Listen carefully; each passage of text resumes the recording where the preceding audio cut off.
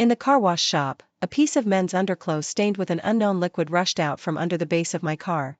The car wash guy was joking with a smile, "What a playful couple." I couldn't laugh. It was because I lent my car to a friend a few days ago. He drove it on a business trip, and the size of the underclothes didn't match. They were too big. 01 My colleague Zoe at the company hitchhiked home with me. Not long after driving out, she suddenly started sniffing around like a little dog. "Raina, don't you smell something unpleasant?" I was holding the steering wheel and casually replied, "Probably the smell of leather.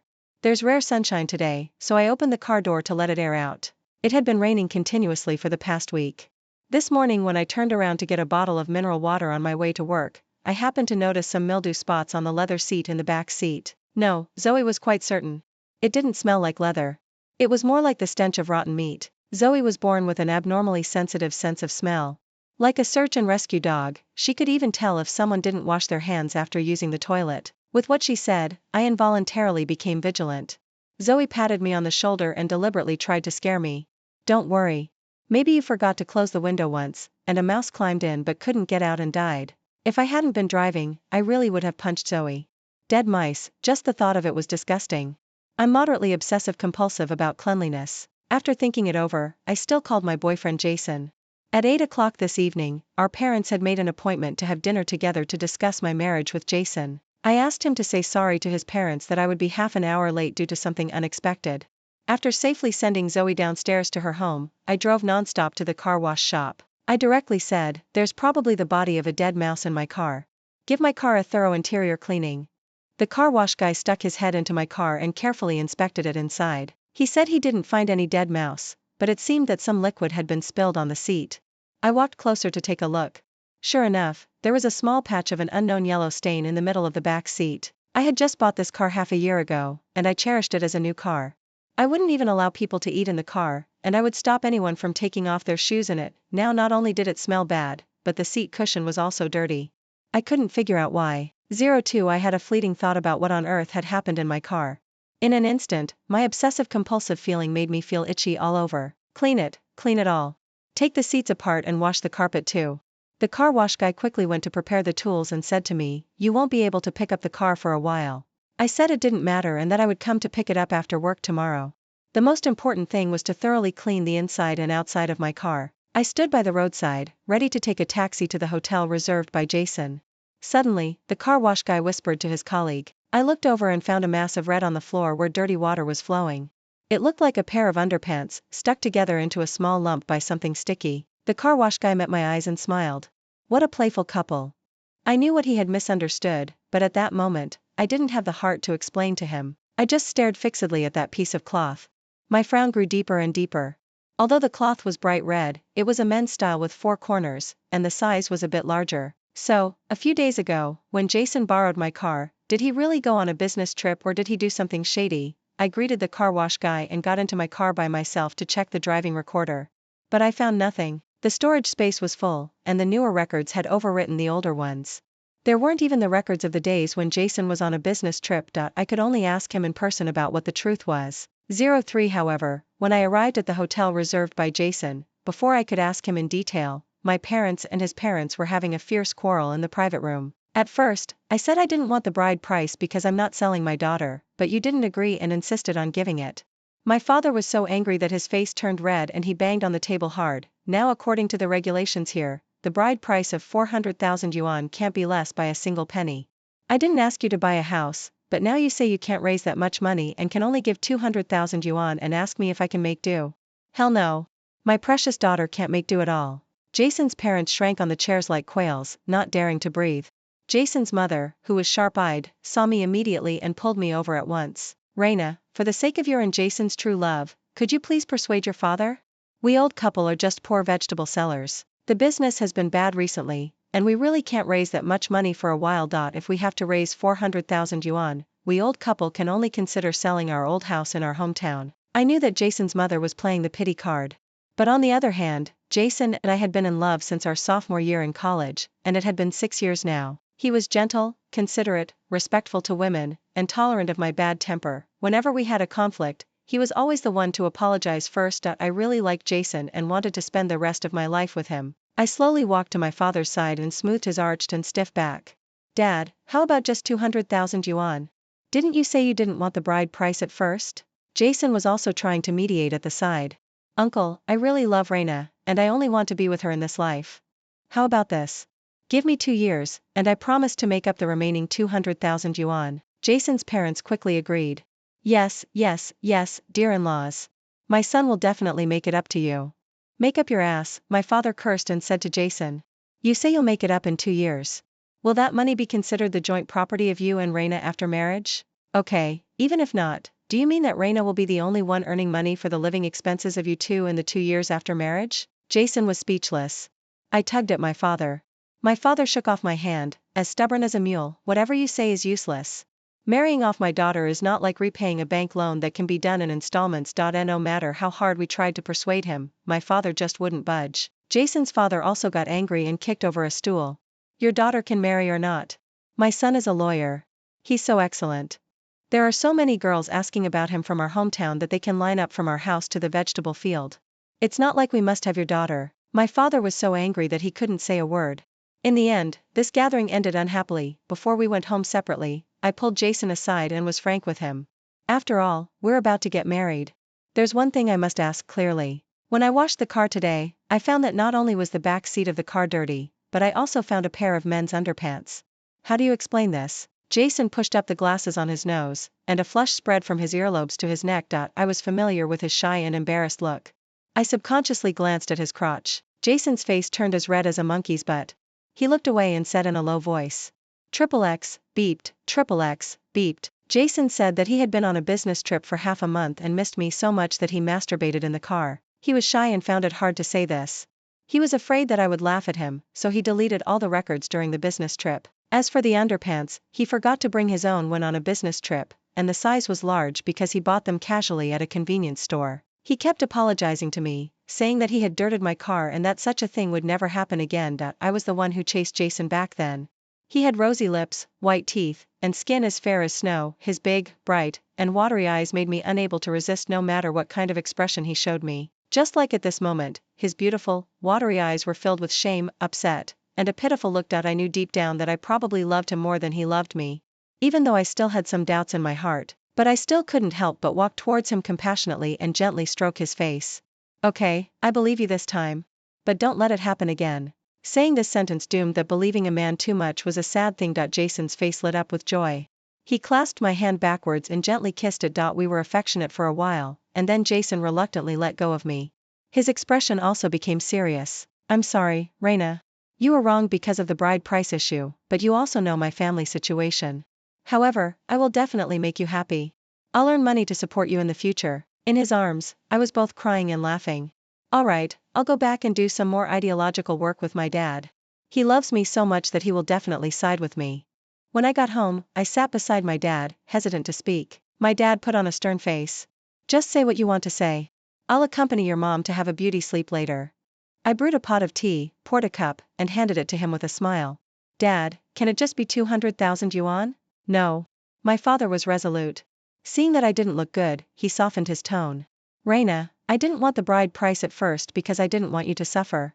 Our family didn't take the bride price so that you could always be in a superior position in their family, not having to look at their faces, and even if you were forced to have children, you could justifiably refuse. But if they insisted on giving it, that's the rule of their ancestors, and I couldn't say anything more.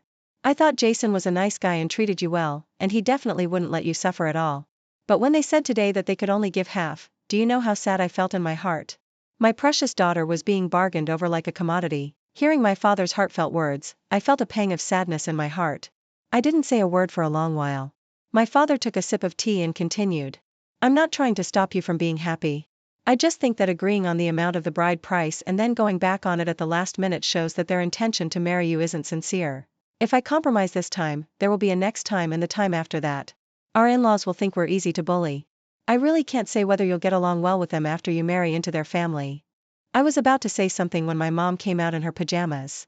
Old man, come in and give me a shoulder massage quickly. So it seems that the daughter is only mine, and you don't care about Reina at all. My father grumbled and complained, but his action of getting up was not slow at all. His simple and honest look when serving his wife was completely different from the one who was furious with Jason's parents a few hours ago. I smiled, and then I heard my mom say, regarding emotional matters, we parents can't interfere. If she's determined to marry him, it won't work even if you put a knife to her neck. Because of her profession, my mom was open-minded about everything. Her main idea was to eat well, drink well, and just live well. My father was still muttering and arguing with my mom about something, but the door was closed, and I couldn't hear clearly anymore. On my way back to my room, I received a call from Jason. He seemed to be outside, and the wind was blowing loudly by his ear. He sounded very happy. Reina, I've raised 400,000 yuan. We can go get the marriage certificate tomorrow. I was just about to ask him how he managed to raise the money all of a sudden. I borrowed it from my little aunt who runs a company with me. Jason couldn't wait to explain to me. She also said I don't have to pay it back. Although she said so, I know I still have to return it. Reina, are you happy? Perhaps influenced by what my father had said, or maybe because of the car wash incident today, I asked on a whim. Jason, so in the 2 years after marriage, all the money you earn will be used to pay back the bride price to my family, right? There was silence on the other end of the phone for about 10 seconds. It was so quiet that I thought he wouldn't answer. For the first time, Jason lost his temper with me. Reina, what do you mean? Don't want the bride price as your family, ask for 400,000 yuan as the bride price is also your family. Now that I've raised 400,000 yuan, you're not satisfied again. If you don't really want to marry me, don't beat around the bush. Jason, am not the kind of person who would eagerly stick my face where it's not wanted. Jason hung up the phone before I could say anything. Jason had always been known for his good temper. In the 6 years we had been together, he had never lost his temper with me. Presumably, I had touched his bottom line and he was really angry. I felt very guilty. I remembered what he had told me before. When he was a child, he had a serious illness that emptied his family's savings. His parents begged along the street with him on their backs. As a poor kid from the countryside with no background, it wasn't easy for him to reach his current position step by step. After thinking about it all night, the next day I took a day off and went to his place with gifts to apologize. Jason's hometown was in a backward small county in the north. His parents had taken a 3-day and 3-night train ride to Shanghai this time to propose marriage. Now, they were temporarily staying in the 2-bedroom apartment rented by Jason. It was Jason who opened the door. When he saw me, there was no smile on his handsome face. But when he saw my parents, he still greeted them respectfully. Uncle, Aunt, please come in. Inside the room, the two families gathered again to discuss the wedding. This time, my father had been tamed by my mother and had no say. He sat upright on one side. I walked up with a smile and held Jason's mother's hand. Auntie, I apologize to you on behalf of my father for his behavior yesterday. He's not bad-tempered. He just can't bear to see his daughter suffer. Now it's settled. It'll be 200,000 yuan. I really want to live with Jason. Jason's mother's shrewd eyes rolled around. She looked at Jason's father and then came to hold my hand and smiled. We're all parents. I understand your father's heart of loving his child. Said 400,000 yuan, my son has borrowed it from his aunt. Of course, he doesn't have to pay it back. We old couple still have 20-some years to live. We'll pay it back for our son even if we have to eat plain porridge every day. Auntie. I looked at her embarrassedly. At this time, my father cleared his throat and said, well, dear in-laws, I'm not an unreasonable person either. Yesterday, Reina's mother also persuaded me that we can take care of Reina for a while but not for her whole life. She's an adult and has her own judgment. She knows what she wants and what she doesn't want. As a father, I just need to support her decisions. I shouldn't interfere in other things. Actually, my father omitted a few sentences. My mother also said, don't interfere in other people's karma, even if they are your closest and most trusted people. In the life journey of each living being, there will be crossroads. Which road to choose, how to walk on it, and what consequences to bear after making a wrong choice are all the fate of this traveler. Others can't carry that heavy burden for him. Yes, because my parents didn't make decisions for me, I was able to grow into a stable and strong person quickly in the face of a series of deceptions later. 06 This gathering went very smoothly. In the end, the bride price was settled at 200,000 yuan. Jason was so moved that he burst into tears and knelt in front of my parents. He swore that he would be good to me all his life, that all the money he earned would be spent on me, and that if he ever made me suffer the slightest bit, he would be struck by lightning and die a horrible death. Pa. I playfully covered Jason's mouth, and he took the opportunity to hold my hand and kissed it. I shyly pushed him away, and everyone burst out laughing, a harmonious and happy scene. 1 month later, near the end of the year, the wedding was held joyfully. My father, a bald and burly college physical education teacher, was crying his eyes out. I held his arm, and he wiped his tears with my headscarf. Reina, remember to come home often. My mother shouted from the audience, Reina, don't make a fool of yourself.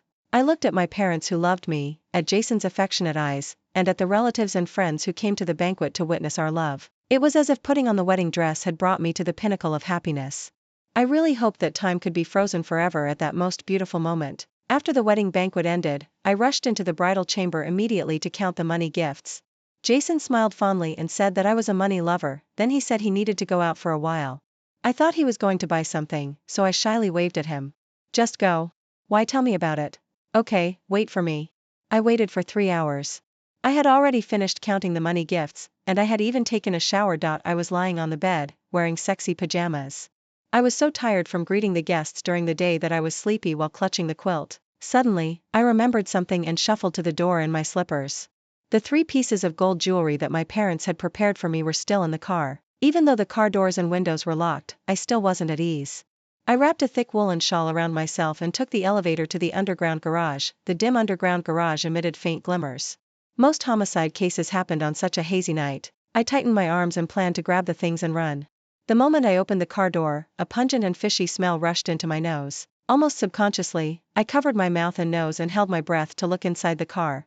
My jewelry box for the 3 pieces of gold and 2 little wedding figurines were casually thrown on the carpet. 3 packs of the spare tissues in the car had been opened one after another, and there was nothing left in them.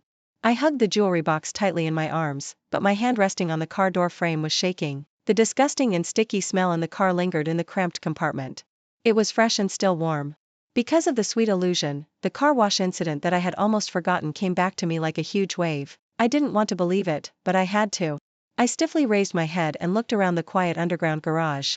The cars parked in front of me were neatly lined up next to each other. I just stood there, imagining myself as a murderer with X-ray vision in a strange and crazy way.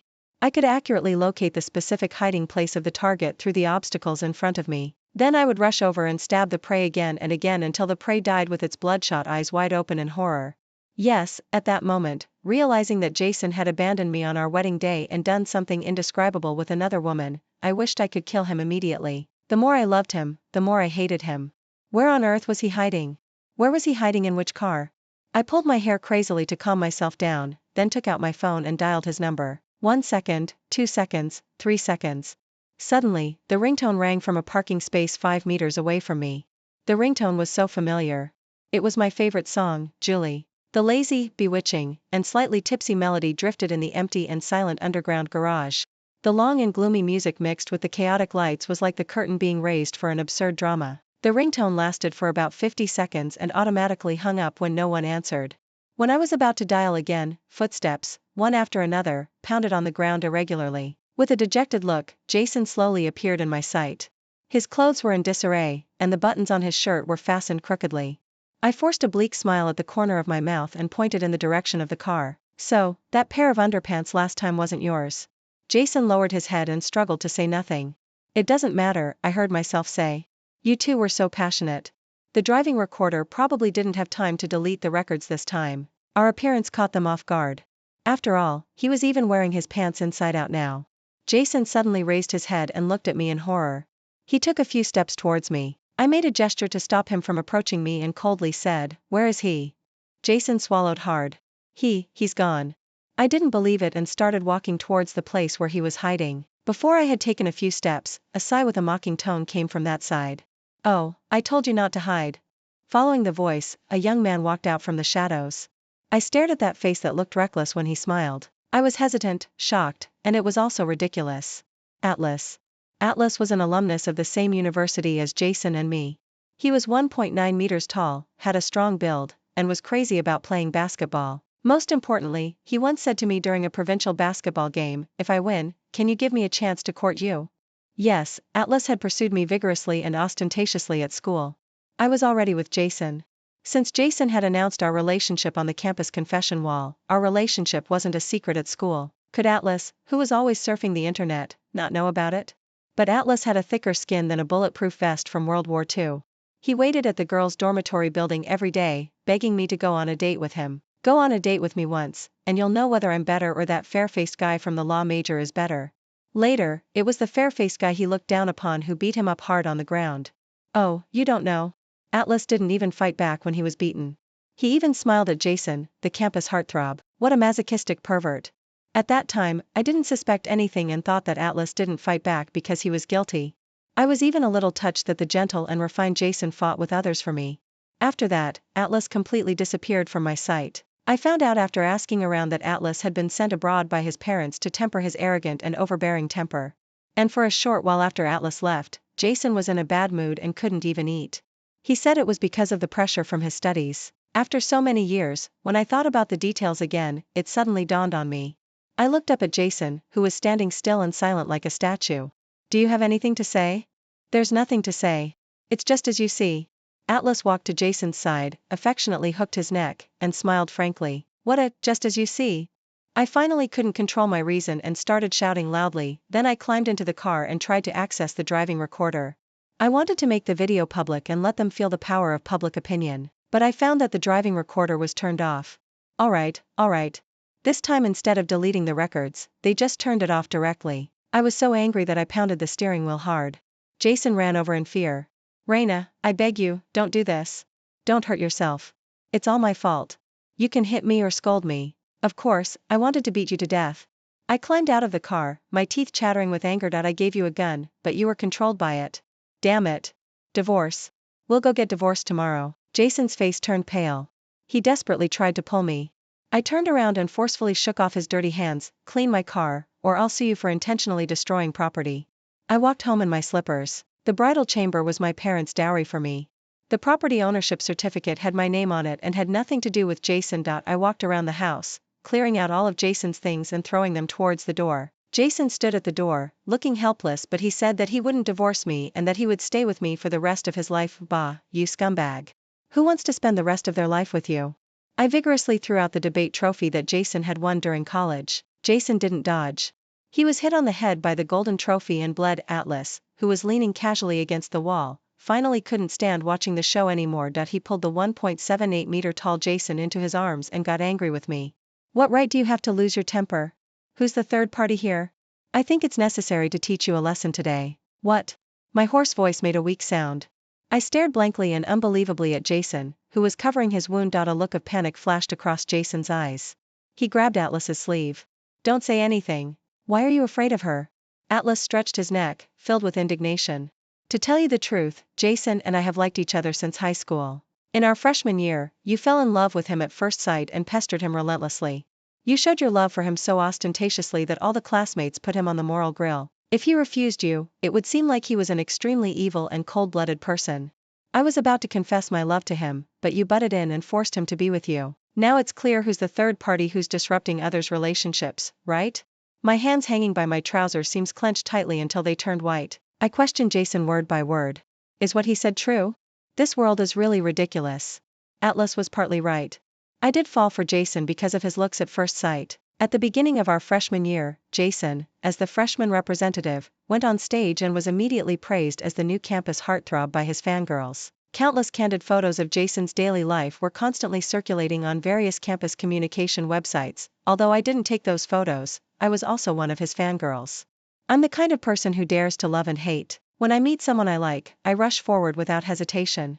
To pursue him, I did a lot of crazy things. I crossed departments to bring him breakfast with love and accompanied him to early classes. When teased by his classmates, I didn't feel shy or embarrassed. When he worked part-time at a leisure drink store on weekends, I sat in the store and ordered one cup of milk tea after another until I accompanied him until he got off work when it was dark. I was afraid that he would be harassed by female hooligans when he went out, so I followed him wherever he went. The way I pursued him was no less intense than the way Atlas pursued me.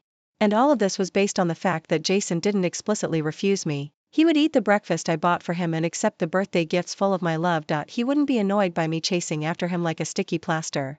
His acquiescence made me think that he also liked me. I became even more unrestrained in sticking to him. In the middle of winter, I deliberately wore less clothes to show off in front of him. He looked me up and down and then took off his down jacket and put it on me. He also flicked my forehead and teased me that I was a little vixen. In a moment of passion, I stood on tiptoe to kiss him. At the critical moment, I sneezed and blew a snot bubble. He laughed and wiped my nose with a tissue, his movements gentle and slow. After wiping it clean, he held my face and kissed me. I said, Jason, let's be together. He said, okay. His clear and clean eyes were so sincere that I believed him. I believed that he liked me too, but fate played a trick on me. What I thought was a two-way pursuit turned out to be Jason's second choice under worldly considerations. I broke down and collapsed on the ground. Jason, with bloodshot eyes, wanted to pull me up, but Atlas dragged him away forcefully. You're bleeding so much. Don't you want to live? Let's go to the hospital. The next day, when it was just getting a bit light, I went back to my parents' house with black eyes. Early in the morning, my father, who was still in his pajamas, was shocked when he saw me. I told my parents the whole story. My father was so angry that he almost rushed into the kitchen to grab a knife and go to Jason's house to seek revenge. He's a marriage swindler. We can't just let this go. Where does he work? I'm going to ruin his reputation. Although my mother was angry, she was more rational than my father. Do you have any evidence? Just because you say so, does it mean it's true? After that day, my father and my mother had a cold war. He thought that part of the reason for the failure of my marriage was my mother's fault. He angrily criticized her for usually being so laid back. At the critical moment, she always said that children and grandchildren have their own blessings and difficulties. But he was even angrier with himself for not sticking to his own position at first. However, because of my reckless throw that hit Jason, he got a slight concussion and needed to rest in the hospital for a while, so he couldn't go to the Civil Affairs Bureau with me to handle the divorce procedures for the time being. Jason didn't tell his parents that I wanted to divorce him. When my father returned the bride price to his mother's account, his mother even called to ask what was going on. My father roared into the phone, "Why are you asking me? Go ask your dear son." In the hospital ward, Jason's mother, who didn't know the real reason, thought that we, the young couple, were having a quarrel. "Reina, please don't divorce Jason, okay? Are you not satisfied with the bride price? Then we'll add another 200,000 yuan. With that, she took out her mobile phone and was about to transfer money to me. Because of her nervousness and carelessness, I accidentally saw clearly the balance in her WeChat change account. 1, 10, 100, 1,000, 10,000, 100,000. The number of over 500,000 dazzled my eyes. All right. You pretended to be poor in front of my parents on the day we talked about the bride price. Jason's mother was stunned for a moment, then quickly stuffed her phone back into her pocket and looked timidly at Jason, who was lying on the hospital bed with an incredulous look on his face. "Mom, didn't you say you had no money?" Jason's mother stammered. "I'm doing this for your own good." Okay, I got it. Jason's mother knew that I was the one who chased Jason, and she thought I was a cheap thing that came to her doorstep on my own initiative. If I really married into the family, she would treat me like a cheap thing. She thought I was only worth 200,000 yuan. I was boiling with anger and felt a rush of evil in my heart. Just now, I refrained from telling her the truth because she was old and had a bad heart. But now it seemed that there was no need for that. I glanced at Jason and said to his mother with a smile, "Your son likes to be dominated by others." Jason's mother's face suddenly changed, and Jason looked even more oppressed, as if a storm was coming. Jason's mother's dry lips moved up and down. She looked at Jason. What does she mean? Jason silently turned his face away. I smiled bitterly yet with a hint of pleasure. It means that your son likes men.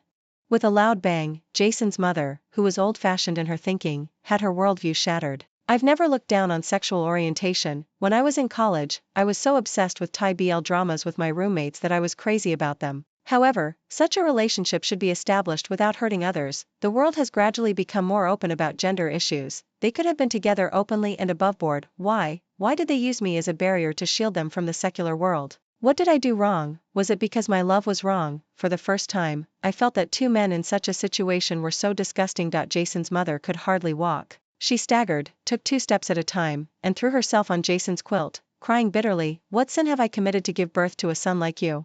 If the relatives in our hometown find out about this, where will I put my old face?" She beat her chest and stamped her feet, tears streaming down her face. Jason was also in pain, his voice sounding like sandpaper that had been rubbed. "Mom, I just knew you couldn't accept it, so I didn't dare to tell you." I took out a divorce agreement that I had asked a lawyer to draft urgently from my bag and threw it at Jason's face. "See you at the Civil Affairs Bureau in 1 month. For my health, my mother took me to the hospital for a physical examination. After everything was okay, my mother confidently pulled me to sit on a public chair in the lobby on the first floor of the hospital. Patients and medical staff were coming and going. My mother had a serious look on her face. "Reina, do you blame Mom?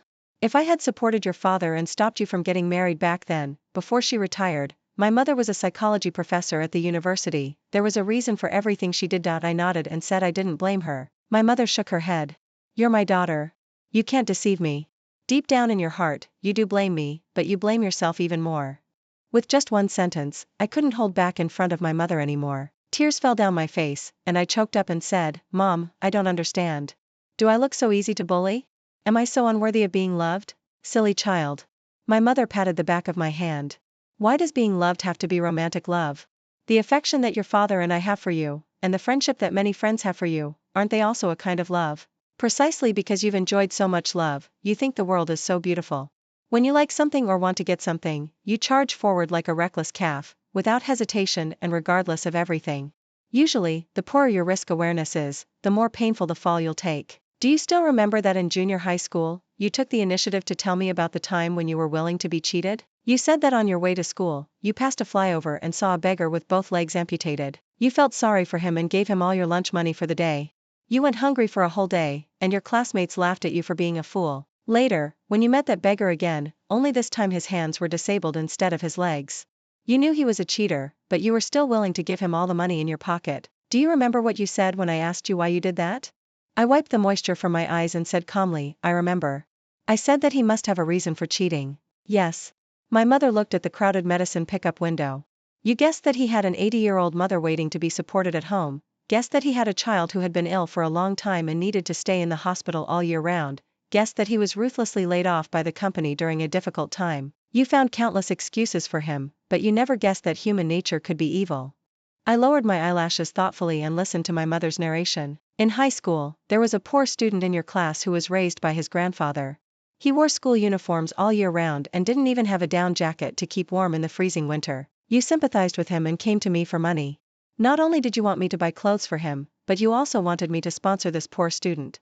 That night, I scolded you severely. You were angry with me for a whole month before you were willing to talk to me again that I in college. You said that because you pursued Jason in a high-profile way, you were envied by a classmate from the same department who also liked Jason.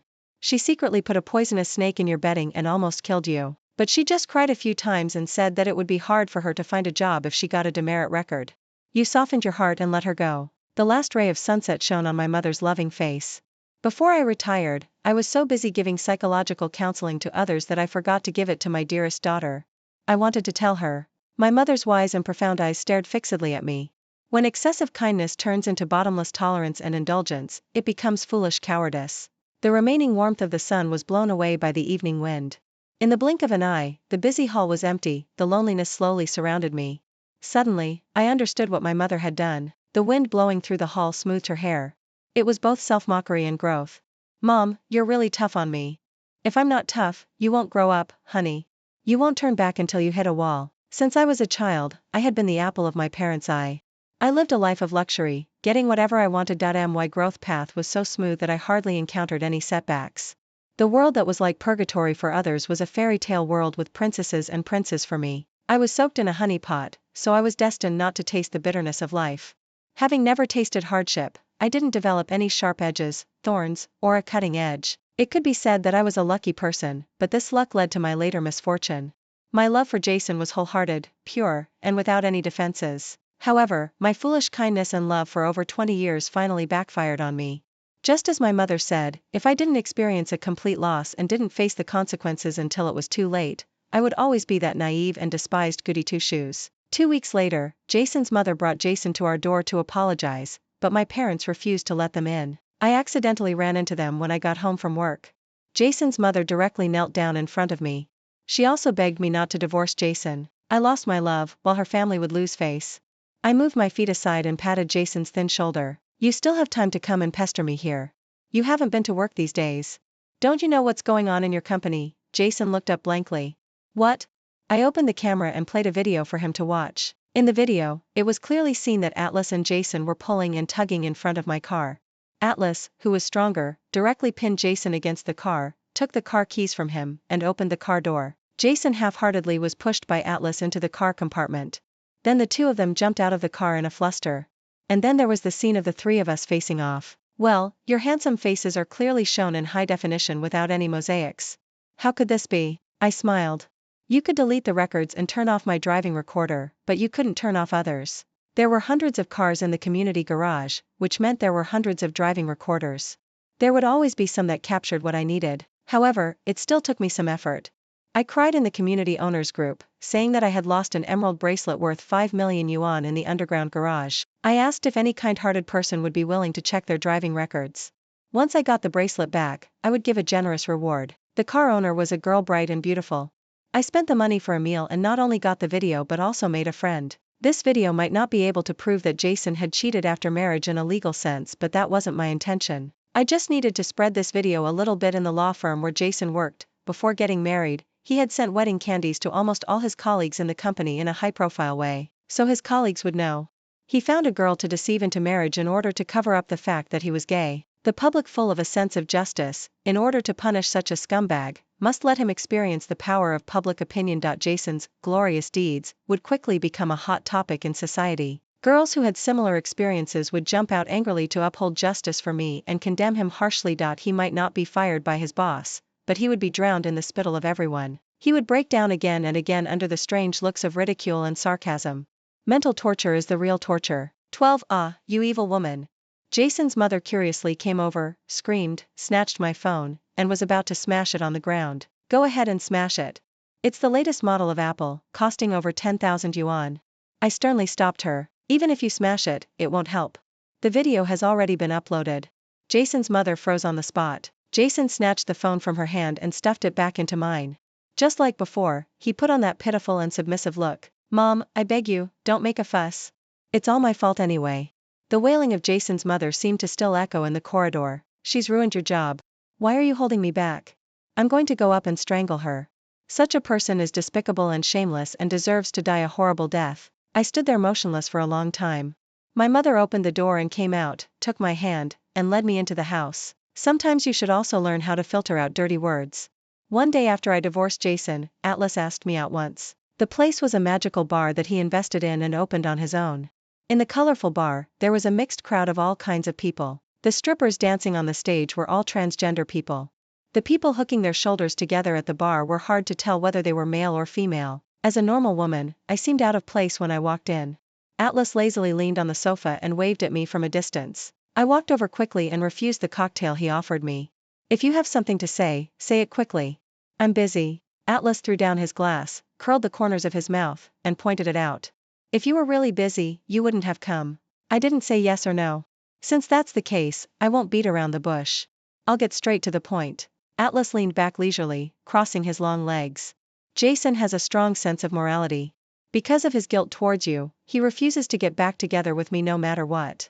I thought that he would listen to what you say, so I want you to persuade Jason to be with me. What? I couldn't believe my ears. I almost laughed out loud. Atlas expected that I would react like this and said slowly. Thanks to you, he lost his job at the law firm and went back to the small town with his mother. His mother keeps introducing him to potential partners every now and then. She can't wait to get him married right away. Only a few days after divorcing me, Jason's mother was so eager to get Jason remarried. Presumably, the rumor that Jason was gay had already spread all over their social circle. Only by quickly getting Jason to marry and have children could they stop the mouths of those gossips. I watched the wonderful performance on the stage for a while before saying, "You've got the wrong person. Don't you know that I'm the last person in the world who wants to see you two happy?" Then maybe I remembered it wrong. Jason praised you as a nice person in front of me. How nice were you? Well, Atlas nodded his chin, pretending to be thinking. Nice enough to help others fulfill their wishes at your own expense. I tried to hold back, but I couldn't. I stood up, picked up the glass of wine, and poured it all over Atlas's hateful face. The colorful wine splashed on Atlas's white shirt, forming clusters of flower-like stains. A shrill scream almost pierced my eardrums. I scratched my ears uncomfortably and took the towel that the waiter quickly handed over and wiped my hand slowly. All right, for the sake of the tie-dye show you invited me to watch, I'll persuade him. Atlas' angry voice was stuck in his throat and finally, he vented his anger on the waiter. Are you blind? Don't you know who needs the towel? I picked up my bag and walked out of the bar briskly. Since you all say I'm a nice person, then I'll give you one last big gift. 13. Atlas planned to take Jason home on his grandfather's 70th birthday and give him a proper status. However, Jason had blocked him. He couldn't even get in touch with him, let alone meet him. I told Atlas that I would take care of it. On my side, I took the initiative to call Jason. When he received my call, he was very excited and spoke incoherently. Reina, are you willing to forgive me? I didn't answer immediately. Jason was silent for a while and then continued. Reina, I don't want to hide anything from you anymore. Before we got married, I said that I borrowed 200,000 yuan from my aunt to make up the bride price. In fact, I borrowed it from Atlas. I know you'll definitely be even angrier when you find out. But fortunately, your family didn't take it, which makes me feel a bit better. Also, my mother forces me to go on blind dates every day. I'm so exhausted both physically and mentally. Maybe this is my karma. Actually, I had known long ago that the other 200,000 yuan didn't come from his aunt. My mother secretly investigated Jason's family background before our marriage. He did have an aunt who ran a certain business, but where that 200,000 yuan came from was unknown. My mother and I were afraid that the money didn't come from a proper source, so we didn't take it. But I never expected that he borrowed it from Atlas. How interesting. Atlas really loves him. Reina, why don't you say anything? Did I say something wrong again? I came to my senses and clenched my phone tightly. Jason, my company will have an annual meeting in a few days, and we can bring our family members. Can you come with me? Jason was so overjoyed that he burst into tears and quickly replied, sure. I'll definitely come. After hanging up the phone, I forwarded the address that Atlas had sent me to Jason. See you at 8 o'clock the day after tomorrow. That night, it was pitch dark and the wind was strong. I parked my car in a hidden place and deliberately bought a pair of binoculars to observe every move outside. I saw that the thin Jason arrived at the appointed place. When he saw it was Atlas, he turned around and was about to leave. Then there was another round of pulling and tugging. Atlas forced his way and they walked into the villa with their fingers intertwined. Atlas's grandfather lived on the second floor. I couldn't get close. I waited quietly outside. When I was dozing off with my eyes narrowed and was about to fall asleep, Atlas rushed out angrily and shouted at the group of people behind him. If you don't agree to us being together, fine, then we'll cut off our relationship. I had investigated Atlas. He had bipolar disorder and paranoia. He knew clearly that his parents would never agree to his relationship with Jason, but he just had to give it a try. I could only help him fulfill his wish. If they're not happy, then I'm happy. I rested my chin on the car window and watched the farce outside, clicking my tongue and saying, the love story of the hot-tempered heir of a wealthy family and the poor and weak beloved one. The sharp sound of the car horn echoed on the winding mountain road. I slowly drove the car to the panicked Jason. Jason grabbed my car window, his face full of anxiety. Reina, please help me catch up with him. I drove Jason in the car, gradually slowing down from a fast speed and drove carefully on the winding road. Jason was so anxious that he almost grabbed my steering wheel. I cursed impatiently. Damn it. Can't you see it's raining so heavily? Below the road was a bottomless cliff. If there was a car accident in such a place, it would surely be fatal. At this moment, suddenly there was a huge and strange noise of a landslide in front. The windshield wipers were swinging regularly and quickly in front of us. A dazzling red streak like a shooting star flashed across our sight and then quickly plunged into the bottomless valley cliff. Jason's eyes widened in horror. I also slammed on the brakes because of the sudden accident. After a long while, Jason covered his eyes and tears flowed out vigorously from between his fingers. His voice let out a hoarse cry like that of a trapped beast. As you wished, I've really got my karma. Extra story: Atlas didn't die. He and the car fell into the turbulent river. He had learned self-rescue skills in this regard and managed to smash the car window and escape with great effort. He was washed downstream by the current all the way and was rescued by fishermen. His brain was severely injured by the rocks in the water and he lost part of his memory, the memory that belonged only to him and Jason. And I was preparing to go abroad for further studies. Before checking in for my departure, Jason came to see me off. He confessed his true feelings to me: that I love you, and I also love him. I can't let go of you, and I can't let go of him either. But I know that if I had to make a choice, I would choose you because I have to consider my mother and my family. I despicably used you as a shield. I even blindly thought that getting married to you and having a relationship with him didn't conflict with each other. Just as you said, I selfishly enjoyed such a wonderful and thrilling experience. I'm an out-and-out scumbag, a coward, a good-for-nothing. I didn't say a word to him and dragged my suitcase step by step towards my future career. The brave ones enjoy the world first. Although the words are crude, the reasoning is not. If he had been a bit braver, even braver, and had kept his sincere and genuine heart after meeting me, even if he couldn't end up with Atlas in the end, at least he wouldn't be trapped in the cage of regret and remorse in this lifetime. Even if people made fun of him for being gay, he could also righteously retort, none of your business, you fossil living in the Qing dynasty. But he happened to be timid, cowardly, ignorant, selfish, and good at escaping. He wasn't bad enough, but he wasn't a good person either. He was the embodiment of a contradictory entity. People like him will either struggle to survive or head towards spiritual destruction.